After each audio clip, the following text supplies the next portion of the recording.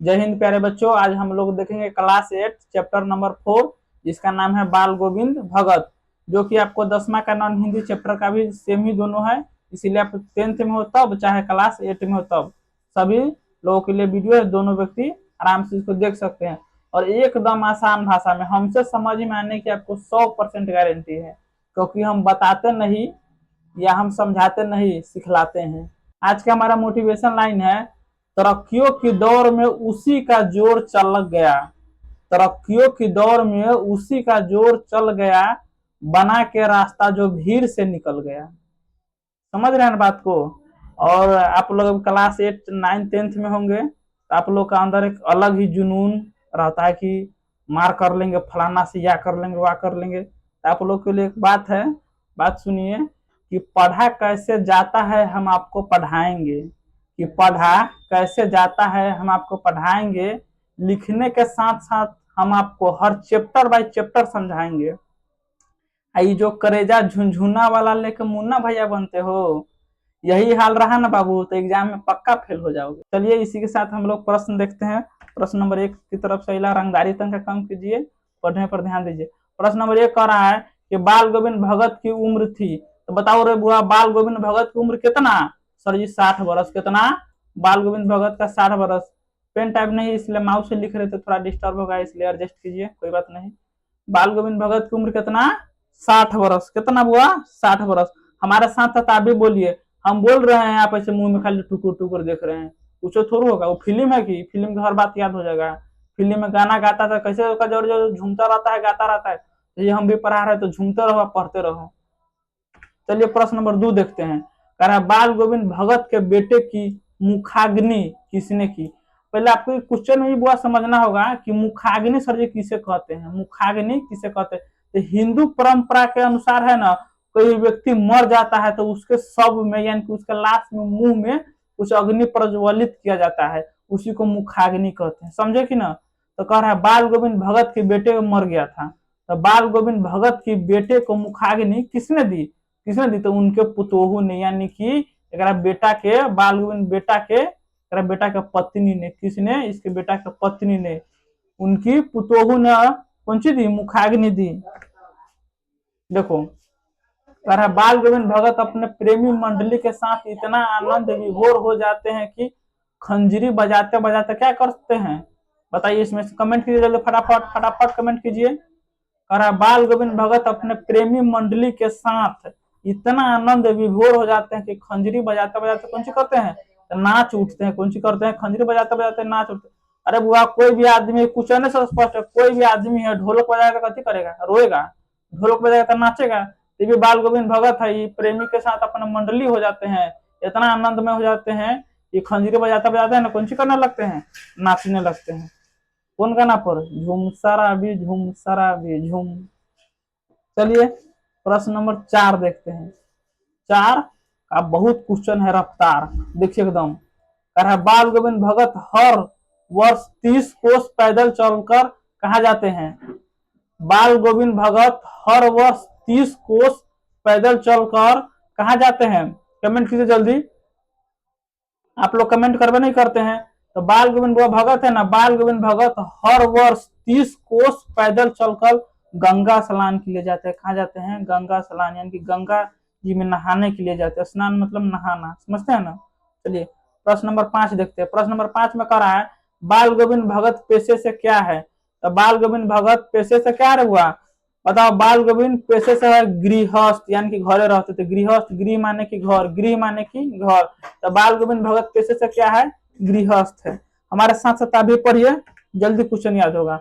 हम पढ़ते हैं, आप लोग मुंह ताकते रहते हैं तो उसे कहीं नहीं याद होगा। देखिए कह रहा है बेटे के मर जाने के बाद, किसके बेटे के मर जाने के बाद? तो बाल गोविंद भगत के। कह रहा है बेटे के मर जाने के बाद रोती हुई पोतोहू के पास जाकर क्या कहते थे? बेटे के मर जाने के बाद रोती हुई पुतोहू के साथ जाकर क्या कहते थे? कहते से उत्सव मनाने के लिए। अब बेटा मर गया ना, अब उत्सव मनाओ, तनका कुछ ज्यादा ही टाइप के, समझ रहे हैं। हाँ, तो कह रहे बेटे के मर जाने के बाद रोती हुई पुतोहू के पास जाकर क्या कहते थे? कौन ये बात पूछ रहा था? बाल गोविंद भगत। कौन सी? बाल गोविंद भगत कहते थे उत्सव मनाने के लिए। उत्सव मनाइए। अब जो जिसको जाना था वो तो चला गया, अब उसके जाने के बाद हम अफसोस का कब क्या, तो उसके लिए हम को रोने धोने से कुछ होगा, वह जिंदा तो नहीं हो जाएगा। इसीलिए जो बीत गया है वो दौड़ ना आएगा। इसीलिए जो मर गया उसको छोड़िए, अब कौन सी करना है, उत्सव मनाइए। बार बार अपना पुत्रों को समझाता था, कौन, बाल गोविंद भगत। चलिए प्रश्न नंबर 7 देखते हैं। 7 में कह रहा है कलम का जादूगर किनका उपनाम था, यानी कि कलम के जादूगर से और किनको जाना जाता था, तो कलम के जादूगर से जाना जाता था राम वृक्ष बेनीपुरी को। किसको जाना जाता था बुआ, राम वृक्ष बेनीपुरी को। कलम के जादूगर के अलावा और दूसरा नाम से जाना जाता था किसको, राम वृक्ष बेनीपुरी को। किनको, तो इनको, किनको, इनको राम वृक्ष बेनीपुरी जी को। चलिए प्रश्न नंबर 8 देखते हैं। 8 में कह रहा है बाल गोविंद भगत किस विधा की रचना है। बाल गोविंद भगत किस विधा की रचना है, तो किसको, किस विधा की रचना है, स्मरण, निबंध, रेखा चित्र, कहानी, किसका हो जाएगा, तो बाल गोविंद भगत बाल गोविंद भगत ना ही तो हमारा स्मरण की रचनाकार है, ना ही हमारा ही निबंध का रचनाकार है, और ना ही कहानी का, तो कौन सी बच गया, रेखा चित्र। कौन सी, रेखा चित्र। तो बाल गोविंद भगत किस विधा की रचनाकार है, तो रेखा चित्र के। किसके रे बुआ, रेखा चित्र को। चलिए प्रश्न नंबर 8 देखते हैं। प्रश्न नंबर कितना देखते हैं, सॉरी 9 है। प्रश्न नंबर 9 में देखते हैं। 9 में कह रहा है बाल प्रश्न नंबर 9 हमारा कह रहा है कि बाल गोविंद भगत के रचनाकार है। बाल गोविंद भगत को किसने लिखा है, तो बाल गोविंद भगत को लिखा है हमको राम वृक्ष बेनीपुरी जी। कौन लिखे हैं, राम वृक्ष बेनीपुरी। बाल गोविंद भगत के रचनाकार है राम वृक्ष बेनीपुरी। बाल गोविंद भगत के रचनाकार कौन हुआ, राम वृक्ष बेनीपुरी। देखिए आप लोगों के लिए हम एक क्वेश्चन कितना बार रिपीट करते हैं, आप लोग रिपीट हमारे साथ साथ पढ़ने की कोशिश कीजिए, एक बार में वो याद हो जाएगा। हमारे साथ साथ पढ़िए, एक बार में याद हो जाएगा।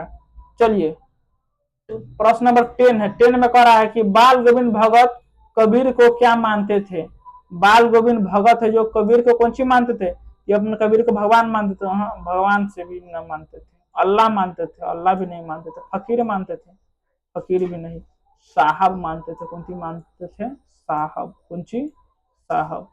बाल गोविंद भगत कबीर को क्या मानते थे, अपना साहब मानते थे। कौन सी मानते थे, साहब। देखिए कह रहा है बाल गोविंद भगत के कितने बेटे थे। बाल गोविंद भगत का बेटा कितना, ये बेटा था, ये बेटा मर गया था। इनके बेटा का शादी होने के बाद, इन बाल गोविंद भगत के बेटा मर गए थे, इसके बेटा का शादी होने के बाद। समझ में आया कि ना। चलिए प्रश्न नंबर 12 देखते हैं। कह रहा बाल गोविंद भगत का बेटा था, यानी कि बाल गोविंद जो भगत है इनका बेटा कैसा था, तो बुद्धिमान था, कि सुस्त था, कि मोटा था, कि दुबला पतला था।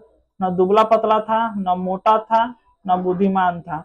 सुस्त टाइप के व्यक्ति था, एकदम जहां के एकदम निराव से सुस्त टाइप के व्यक्ति था। कौन, बाल गोविंद भगत के बेटा। कौन, बाल गोविंद भगत के बेटा। चलिए प्रश्न नंबर 13 देखते हैं। 13 में कह रहा है बेटे के मरने पर बाल गोविंद भगत, बेटे के मरने पर बाल गोविंद भगत कौन सी करते थे, तो बेटे के मर जाने पर बाल गोविंद भगत गाने लगे। कौन सी करने लगे, गाने लगे। बेटे के मर जाने के बाद बाल गोविंद भगत कौन सी करने लगे, गाने लगे। चलिए प्रश्न नंबर 14 प्रश्न नंबर हमारा कहता है बाल गोविंद भगत कबीर को साहब क्यों मानते थे, बताया तो नहीं।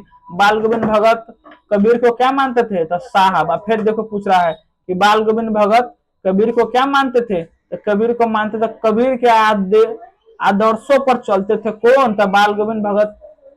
कौन, बाल गोविंद भगत। बाल गोविंद भगत कबीर को साहब क्यों मानते थे, इसका साहब इसलिए मानते थे सर जी कि कबीर के आदर्शों पर चलते थे। बाल गोविंद भगत कबीर के आदर्शों पर चलते थे। इसका हो जाएगा ऑप्शन नंबर सी। चलिए 15 नंबर देखते हैं। 15 में कह रहा है बाल गोविंद भगत किसे अपना आदर्श मानते थे, बताइए। बाल गोविंद भगत किसे अपना आदर्श मानते थे, कबीरदास, तुलसीदास या सूरदास को। किसको मानते थे अपना आदर्श, ये अपना आदर्श मानते थे तुलसीदास को। कहा तुलसीदास, तू या है, देखो option number B. Option number B is the correct answer of this question. कह रहा है प्रश्न नंबर 15 फिर से पढ़िए। बाल गोविंद भगत किसे अपना आदर्श मानते थे? तुलसीदास को। किसे? तुलसीदास को। देखिए प्रश्न हम कितना बार रिपीट करते हैं, किसके लिए? आपके लिए। आप इसको बढ़िया से समझने का कोशिश कीजिए। प्रश्न नंबर 16 में कह रहा है बाल गोविंद भगत की संगीत साधना का उत्सव देखा गया। इसके बेटा इसके बाल गोविंद भगत के संगीत साधना का उत्सव कब देखा गया? तो इसके बेटे के मृत्यु के दिन इसके संगीत साधना का उत्सव देखा गया। तनका समझ रहे हैं ना, उसी टाइप के आदमी थे। इनके बेटा मर गया उसी दिन, इसे संगीत साधना का उत्सव देखा गया। चलिए प्रश्न नंबर 17 देखते हैं। 17 शायद ही हमारा लास्ट क्वेश्चन होगा। कह रहा बाल गोविंद भगत की पुतोहू थी। बाल गोविंद भगत की पुतोहू कौन थी? तो बाल गोविंद भगत की पुतोहू थी कर्कशा, ये भी नहीं थी। रोगस्त, ये भी नहीं थी। झगड़ालू, ऐसा नहीं थी उसको पुतो। उसके पतो थी सुशील। कैसा पुतो थी उसका? सुशील। यानी कि बाल गोविंद थे ना, इसके बेटा मर गया है, तो बाल गोविंद भगत जी कहते थे अपना पुतो को से आप अपना चल नैहर में चल जाइए, आप वहीं रहिएगा। तो लेकिन इसको पुतोहू कहते थे नहीं, हम आप इतना बुरे हो गए हैं, हम चल जाएंगे तो आपको सेवा कौन करेगा? तो इसके लाख समझाने के बाद भी बाल गोविंद भगत कहाँ नहीं गई? अपना इसके पुतोहू अपना नैहर में नहीं गए। तो इसका पुतोह कैसा था?